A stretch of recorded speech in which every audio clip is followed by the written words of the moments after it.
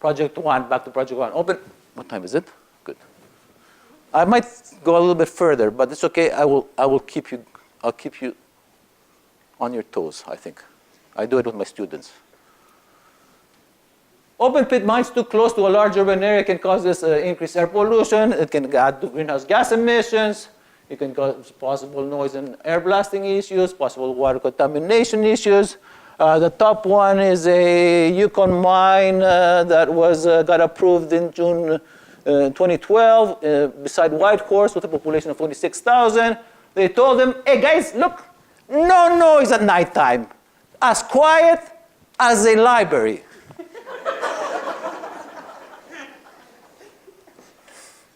The other guys are in Arizona, Saharita. This was posted in January 2010. Population 26,000. The mine is 10 kilometers. The mine is 10 kilometers from the town. And they were upset because of blowing dust. Everything will be okay in Kamloops, of course. Okay. We have a topography that is not conducive to air contaminants. It's in a valley.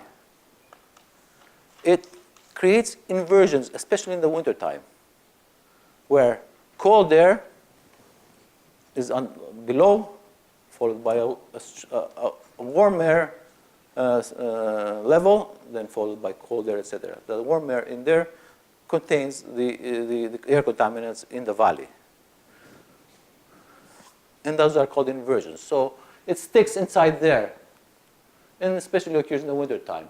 And then, sorry, they're upside down. They're upside down on purpose, basically, because the city of Kamloops is down here, therefore the city of Kamloops is up there. Therefore, the mine faces the city. And you can get this blowing dust, especially with southern winds coming down, Catabolic type. Catabolic means down. Thank goodness I'm Greek, so it comes from a Greek word. It means going down the hill, finding a path. The wind finds a path through the creeks and comes down. I live in Peterson Creek. Let me tell you, in the wintertime it's quiet. When spring comes, they come down, and they come down pretty nasty, and they whistle.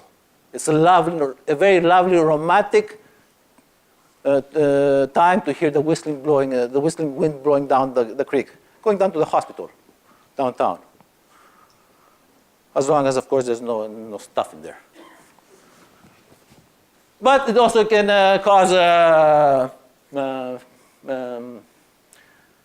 haze and fog, and again, keep the air contaminants down there. There's a type of catabolic winds that can arise. This is by Dr. Schirmer provided. Bob, I'll get your name right one day. Schemenauer, thank you. Schemenauer. And there's the paths that these catabolic winds can take into the city from the mine, arising from the mine. I don't know how they're going to be controlled, but they're southern and they go through creeks and paths. They find paths. And there's my place actually, and there's the creek there, Peterson Creek. I like it now, but I'm not sure I'm going to like it when the mine is when the mine is there. But let me go down to downtown neighborhood, downtown Kamloops. If you look at the demographics, the population, the red is the female, the blue is the male. You can see basically that. Oh, where's that thing? You can see that there are not a lot of kids downtown. You know, the population is mostly of older people, and they're the more vulnerable. And you can see there's a lot of older ladies, 85 and over, about 200, and all those males are gone. A lot of males are gone here.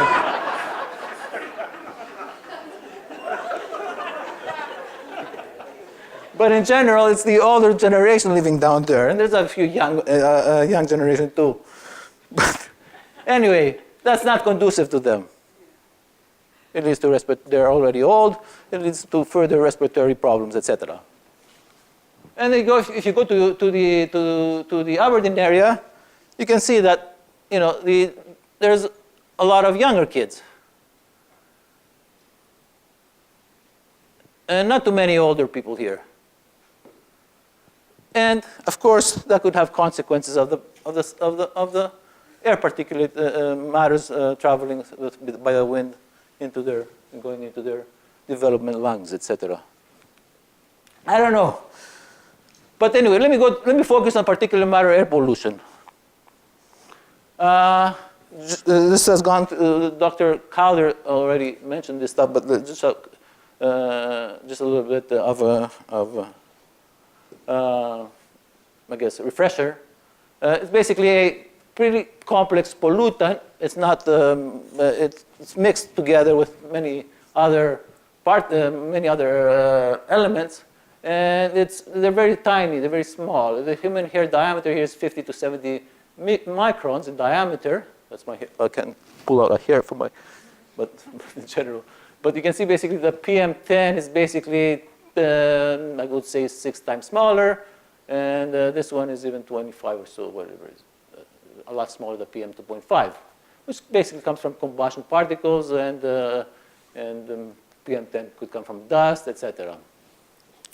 And where does it go? Where does it go? Well, it goes right into your respiratory system through the nose and throat and through the etc. mouth.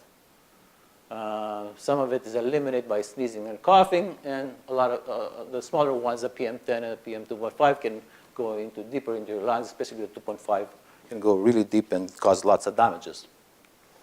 All right, where's the source? Well, wood-burning stoves, power plants, heavy-duty diesel engines, natural sources, cars and trucks.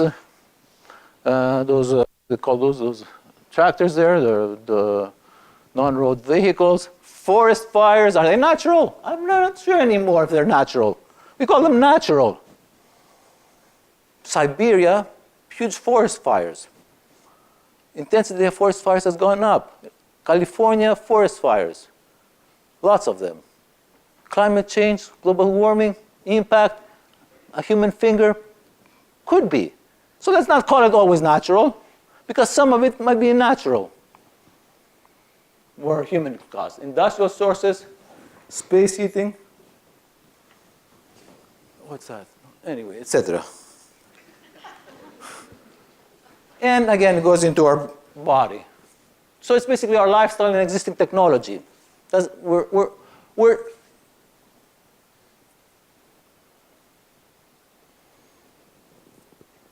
addicted to it. Status quo. Okay, possible air pollution from the proposed mine. Well, I didn't know a lot. I learned a lot from going to Tony's tour.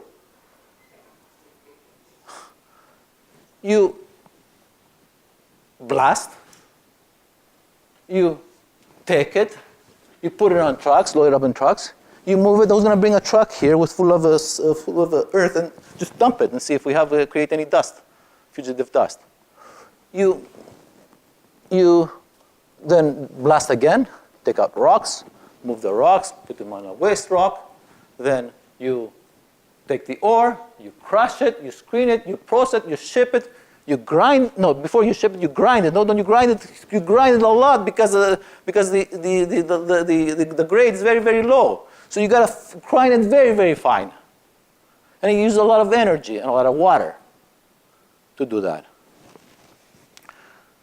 And then you put everything into the tailings pond or tailings facility, whatever they call the rest, the remaining, and then you ship the rest away.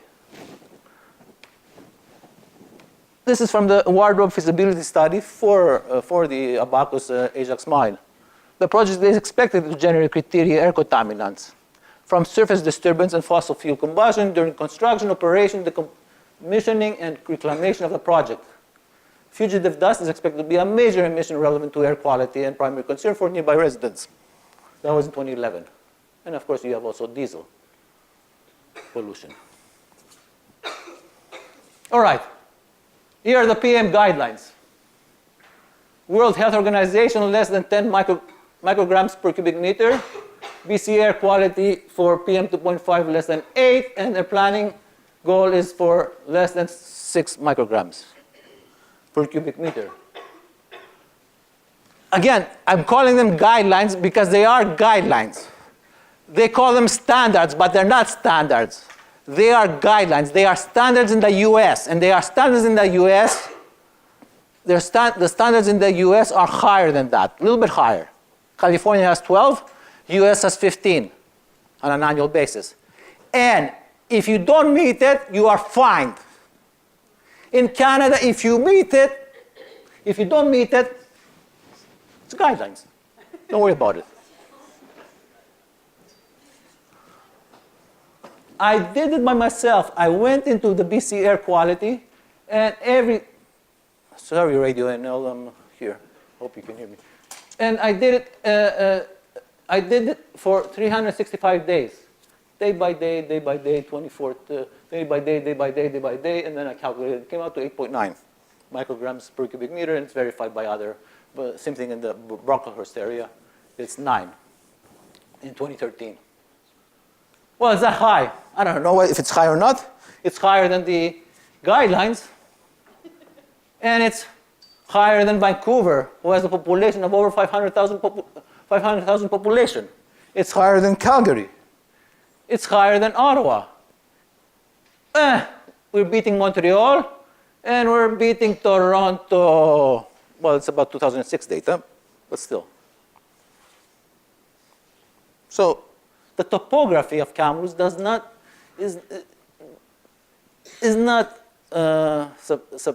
support air pollution or air contaminants as much. We're only 90,000 people. All right. Winters are bad. They're really bad. If you look at January 2013, I calculated at 14.11. February 2013, 9.8. March, it's getting better, guys. It's going to get better. April, 6. May, 6. June, 5.5. Oh, forest fires are probably starting here, 7.3, 6.7, 7.58. And then we go into winter, 8, 14, 11, 11. The average in the winter times is 12.5. I'll hang it. And February 2014, it was calculated at 8.4. So winters are really, really bad in Kamloops. Summers are pretty good. In terms of particulate matter. But then in the summertime, we have ozone, low ground ozone. Because in order to create low ground ozone, from my understanding, is you need sunlight. How much sunlight did we get this winter? Nothing. So therefore, in the wintertime, in the summertime, if the particulate matter is low, ozone comes into play. I haven't calculated enough time, sorry. And when you put the air quality index, it takes the average of ozone, what ozone it is, and what particulate matter is. Therefore, it averages out, one high, one low, something in between. Well, you guys are doing not too bad. Well, we're not as bad as China. Let me skip up. Okay, so air pollution is caused by natural and human anthropogenic activity. Kamloops PM 2.3 is 9 about. That's with the North Shore. Goose Lake is 3 about, give or take. So Goose Lake, nobody lives there anyway. There's not a lot of activity, not a lot of industry, etc. So it's around 3. So what's the difference caused by? Must be caused by us.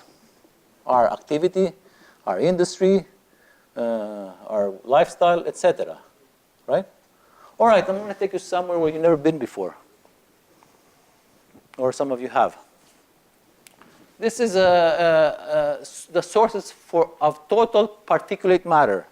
In other words, all the stuff, all the particulate matter, the coarse, the less than 2.5, and the more the bigger ones, the ones that are bigger than 10 microns. Okay, and the data are available to anybody to access. It's through the National Pollutant Release Inventory. Sorry, I'm going to get into the economics, but we'll have to find out whether we have enough. We have a lot of pollution before we get into the economics. They have data for each company. In 2012, it's in tons annually. It's across Canada, and for the total, there's 1,073 firms that reported their particulate matter and the type. Are you ready? Okay. Highland Valley copper, it's an open pit mine. The total was 8,537.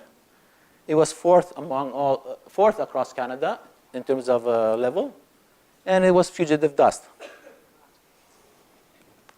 New gold, sixth. It's underground, and it surprised me a lot. 5,580 tons. Fugitive dust, sixth overall. And 2012 was not a full year. 7 months was a full production. The first 5 months, they were not in full production, my understanding is. Domtar, 893, 34th, and stack emissions. Lafarge, 272, 111th stack and fugitive emissions.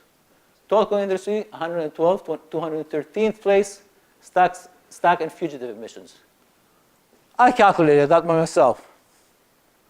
I'm not sure if it's the correct one, but we also, with our lifestyle, we also emit particulate matter by driving our cars, by wood-burning stoves, by fugitive dust, etc.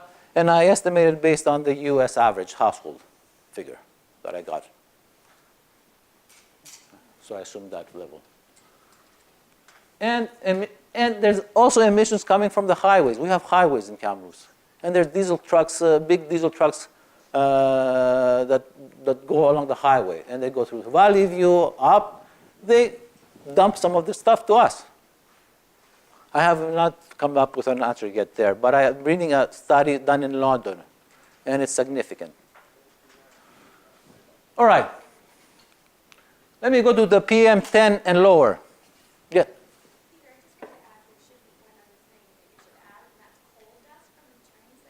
Right. Okay. Good point. Now let me go to PM10 and lower. Thank you. 3,350 firms reported. PM10 and lower are the nasty stuff. 2.5 is even nastier, but PM10 is pretty nasty. Highland Valley copper, 4,408, first place, southwest, 33 kilometers by air, 75 kilometers by taking the road, but pollution doesn't take the road, it takes the air. But probably, who knows, probably we don't get any of that. It's pretty far away. I don't know the atmospheric stuff. But it's there because it's an open pit, and to compare it with Ajax coming in. New gold, 1,818, 7th place. Domtar, 611, 29th place. Let me tell you something about Domtar. It's quite important. But I'll tell you when I get to 2.5. Lafarge, 169, 119th place. Tolko, 35th, 306, and emissions from highway in progress. Here's Ajax. It's in progress for me. But Ajax is next door to New Gold. They're apart by 4 kilometers, maybe 5 kilometers. From one end to the other end. From pit to pit, they're about 8 kilometers. But I'll come back to it, because really, what we're talking about is not Ajax, but what we're talking really about is a Highland Valley copper, an equivalent to Highland Valley copper beside us. Ajax and New Gold emissions probably will exceed Highland Valley copper's emissions in particulate matter. Let me go to the 2.5. Highland Valley copper, 2,152, second, again far away. New Gold, 1,717. And they're not in full production yet in 2012. They weren't in full production. I don't know. Domtar, 454. Domtar was 690. Domtar has come down a lot since 2010.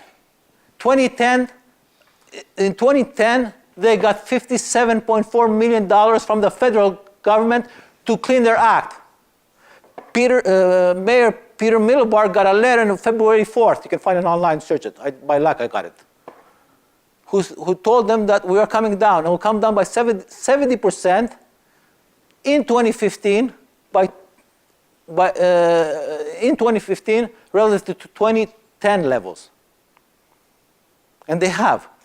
And closing the A line has helped a lot, of course. But they're improving their boilers. They were at 690 last year. Lafarge 74, Tolko 4, and Ajax in progress. But again, if New Gold emits 1,717, add New Gold next door, to the east, one to the west, one to the east. Doesn't matter which way the winds will blow, as long as they blow south. All right. Top 100 PM 2.5 emitters across Canada. I didn't put everybody because there's a lot of small firms that emit a little bit, but they add up, of course, right? But here's Highland Valley Copper, here's New Gold, and here's Domtar. These are top 100 PM 2.5 emitters across Canada. All this data is available for anybody. National Pollutant Release Inventory. It's available to the public. It's available to academics. It's available to everybody to investigate. It's a big database. It doesn't have only particulate matter. It has all sorts of other air contaminants. Can you explain that graph a little more? Oh, this one here? Oh, okay, sorry, yeah. Okay, I forgot. My wife told me. Explain the graphs, Peter? Yeah.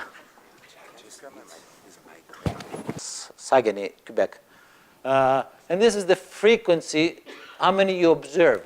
So you observe a lot of those are 100, about 65 of them emit less than 400. Okay?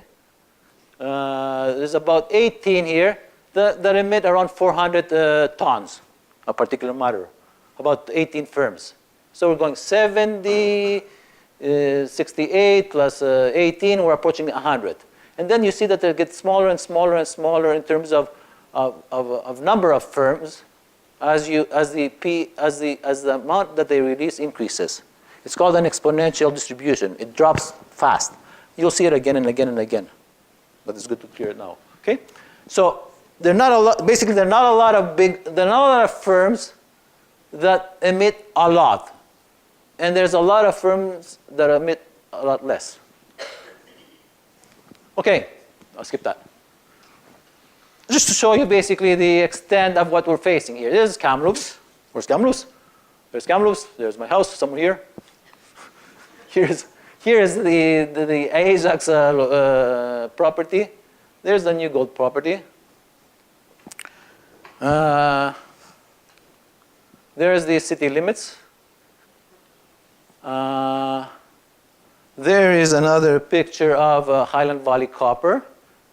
And as I said, about 33 kilometers by air. Pretty big. But if you remove the tailings here, the tailings pond here, this side, and you leave this side, well, it's getting close to about the same size. Let me put in the Abacus mineral claims. When you put the Abacus mineral claims in there, and I heard that Ajax also bought mineral claims down here also recently. Well, you're looking at basically a Highland Valley Copper beside Kamloops. You cannot treat it in an isolation. Environmental review committee, whoever you are, comprehensive or non-comprehensive or gold standard or whatever, this cannot be treated in isolation.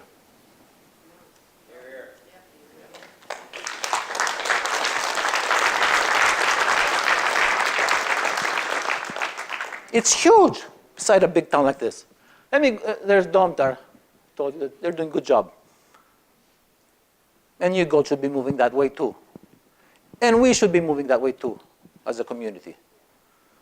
Cleaner air, you saw the benefits. And there are jobs on the cost side. All right. Let me go into a little bit of a health impact stuff. The one that Dr. Caldor talked about.